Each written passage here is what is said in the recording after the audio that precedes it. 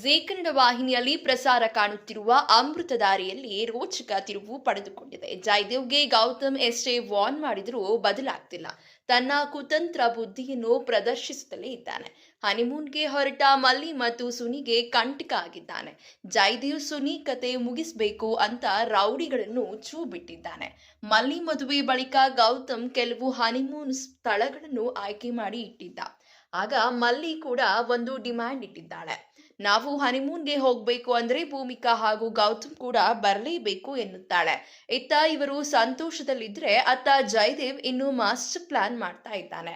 ಹನಿಮೂನ್ಗೆ ಭೂಮಿಕಾ ಹಾಗೂ ಗೌತಮ್ ಕೂಡ ಹೋಗಿದ್ದಾರೆ. ತಮ್ಮ ಹನಿಮೂನ್ ದಿನಗಳನ್ನು ನೆನಪಿಸಿಕೊಂಡು ಖುಷಿಯಾಗಿದ್ದಾರೆ. ಅತ್ತ ಆನಂದ್ ಬಳಿ ಮಾವ ಬಂದು ಜಯದೇವ್ ಕುತಂತ್ರವನ್ನು ರಿವೀಲ್ ಮಾಡಿದ್ದಾನೆ. ಸುನಿಯನ್ನು ಮುಗಿಸಲು ರೌಡಿಗಳನ್ನು ಚೂ ಬಿಟ್ಟಿದ್ದಾನೆ ಎಂದು ಹೇಳಿದ್ದಾನೆ. ಇದೀಗ ಸುನಿ ಪ್ರಾಣಾಪಾಯಕ್ಕೆ ತೊಂದರೆ ಆಗುತ್ತಾ? ಗೌತಮ್ ಈ ಬಗ್ಗೆ ಕಣ್ಣಿಟ್ಟಿದ್ದಾನಾ? ಗೌತಮ್ ಮುಂದಿನ ನಡೆ ಏನು? ಆನಂದ್ ಈ ಬಗ್ಗೆ ಯಾವ ರೀತಿ ನಿರ್ಧಾರ ತೆಗೆದುಕೊಳ್ತಾನೆ ಅನ್ನೋದು ಇಂದಿನ ಸಂಚಿಕೆಯಲ್ಲಿ ಗೊತ್ತಾಗಲಿದೆ.